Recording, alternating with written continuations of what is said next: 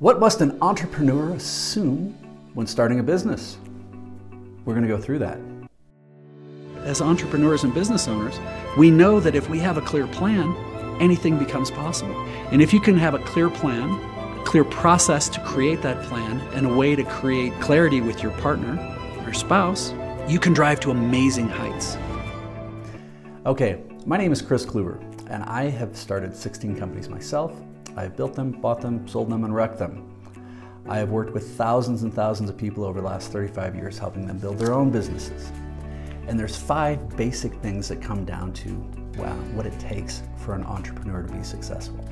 What an entrepreneur must assume when they're starting a business. And we're going to go through each one of these in a little bit of depth. The first one is you got to be accountable. You can't blame anybody else. The market goes to pot, well, you know, it's your fault for not doing the right market assessment. I don't have enough money, well, it's your fault for not budgeting correctly. You've got to own that. Second piece, you have to believe in your heart that you'll make it happen. And we'll talk about this, but this is a mindset component.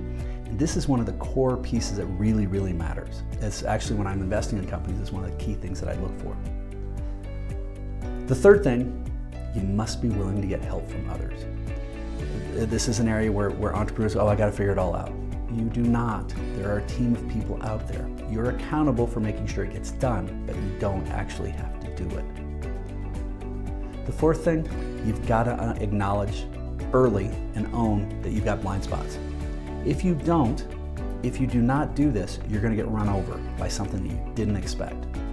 So you have to acknowledge you have blind spots, and where can you get the help from the outside to ensure that you avoid those challenges. And the fifth thing, you've got to believe it's worth it. Because I tell you what, it's a lot of effort, and it never goes just smooth. Sometimes there's some pretty big challenges, but you've got to believe in your heart that it's worth it. Okay, so we're going to hit each one of these real high level, but this is what we're talking about what an entrepreneur must assume when starting a business. So this first one, being accountable. It's the person you saw this morning when you were brushing your teeth that's going to be accountable for everything. Now, doesn't mean you have to do everything. In fact, if you do, you're going to limit your business dramatically. But you have to be the one who's accountable for whether it gets done or it doesn't get done. Meaning, who did you bring in to help you with those components? If the market, like I said, goes bad, that's your fault for missing the market. You're not going to have a boss calling you out saying, yeah, you need to do this, and you can't grumble about your boss. You have to be very, very clearly that you are the type of person who owns it, who will be accountable across the board for whatever it's there. Making sure that you get yourself out of bed in the morning, making sure that you meet those deadlines early, doing those extra things that need to happen to make it work. Now, not everybody does this, and it's not a bad thing. There's nothing wrong with that. It's just you may not be teed up to be a good entrepreneur. All right, the second thing then is you really have to make sure in your heart that you know what's going to happen. And you can catch this by the language people are using. So when I'm interviewing somebody and I'm considering making an investment, I'll hear people say, oh yeah, well, we're thinking about this, or we're going to try that, or we're hoping this happens. Well, thinking, try, and hope all are giving yourself permission to fail. If I hear somebody that says, you know what, this is what we're going to do, this is where we're going, this is how, and this is what's going to happen. And they may say, I don't know how we're going to do it, I don't have the money yet, but I'm going to do it. If they have that conviction, and I can sense that conviction, I will choose to invest with them. The previous group, the try, the hope, those people won't. Candidly, those people are already giving themselves permission to fail, and those are the people that aren't going to dig in when it happens. I want somebody who gets a roadblock in front of them, and they're like, okay, well, I'm done, didn't work out. No, I want somebody who says, I don't like this roadblock. How do I go around it? How do I glow under it? How do I blow it up? How do they look at things in a different way? That's the kind of person who's going to dig in and make it happen. So, all right, so the first piece is making sure you're accountable. You're going to own it. The second is that you have that mindset. And my favorite quote, by the way, on that is from Henry Ford, the person who started Ford Motors. Whether you believe you can or whether you believe you can't, you're right. So I think that's very important. All right, the third thing is you've got to know that you've got to be willing to get help. Now some people say, well look, I'm a solopreneur and I'm just getting started. And by the way, I wrote a best-selling book, The Aspiring Solopreneur, and we have a course online. You're welcome to go to aspiringsolopreneur.com and learn anything about that. If you have questions, please put notes in the comments below or subscribe. And we hit a lot of different topics in this.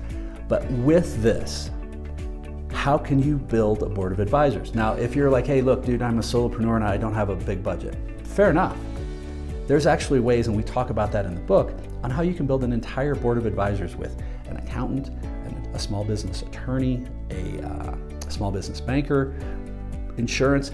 Those people will surround you, and you can get those people to work with you for almost nothing, because that's their job. You have to acknowledge that you can't do everything. And even if you can, it doesn't mean you should. So finding people who are great advisors, and then listening to them, remembering the good Lord gave you 2 ears and 1 mouth, if you can listen twice as much, ask lots of very specific probing questions, be curious, you can start to smoke out what you need and where those areas that may be working and maybe not.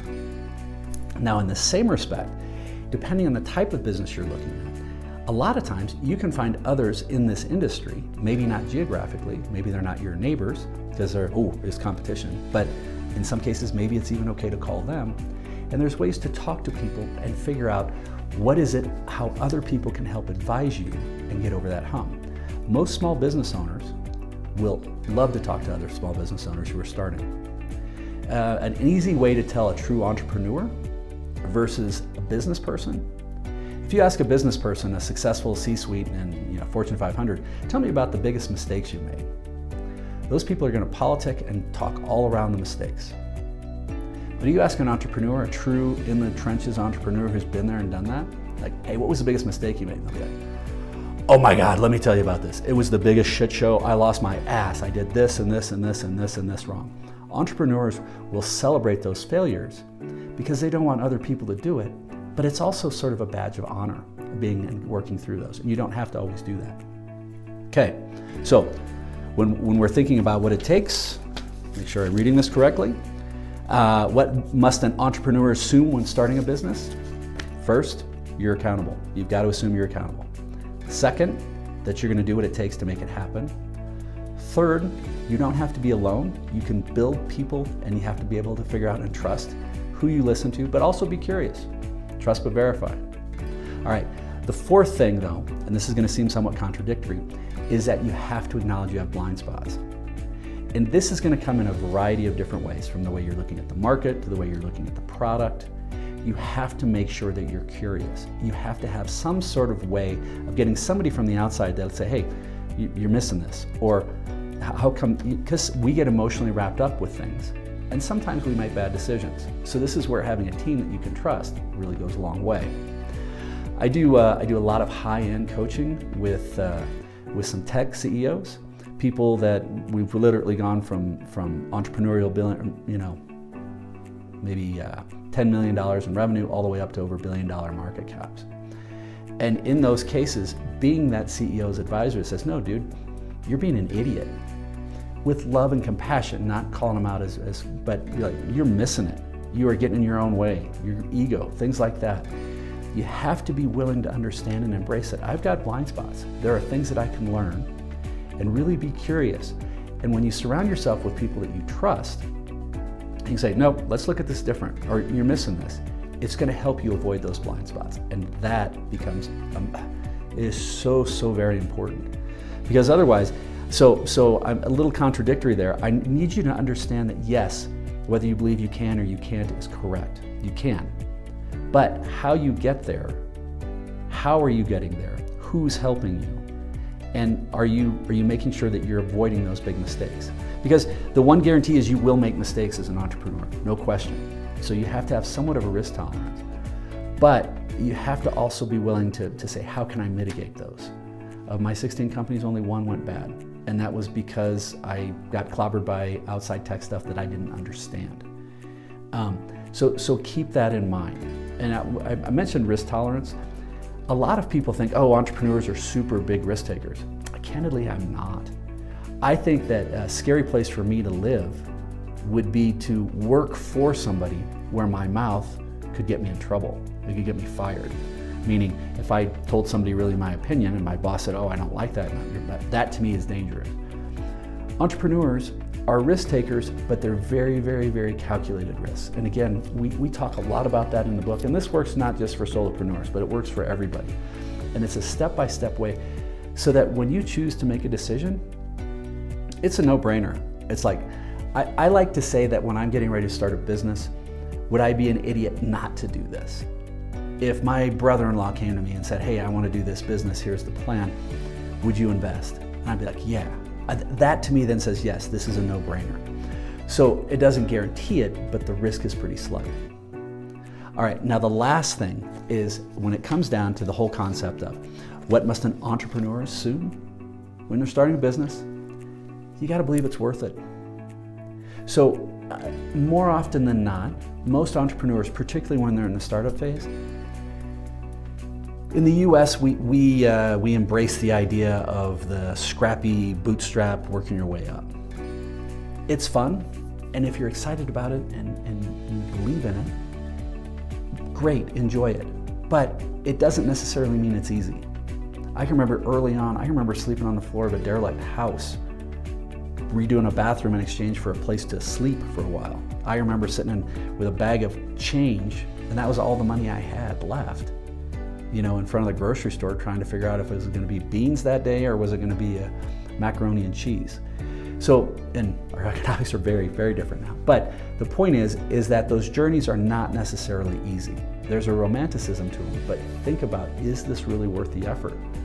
Because a lot of times, if you're not genuinely accountable, if you don't have the vision or you're not willing to listen to others, you'd be a better employee. And that may be a better way to go. Now, I'm not trying to talk you out of it, but if you do, I would, the statistics aren't very good and for success in businesses. Roughly 50% of all small businesses fail. And it's unfortunate because it doesn't have to be anywhere near that. It should be, the majority of the people that I work with almost resoundingly always are successful. It's just crazy. And success, sometimes they say, I decided I didn't want to do this one. Don't worry about that. You'll find others as you go down the road. So if you had found any value with this, please make any comments or notes below. If you have questions, you can reach out to me directly. But subscribe to the channel, check out some of the other videos on this site. Love to hear from you. Keep smiling.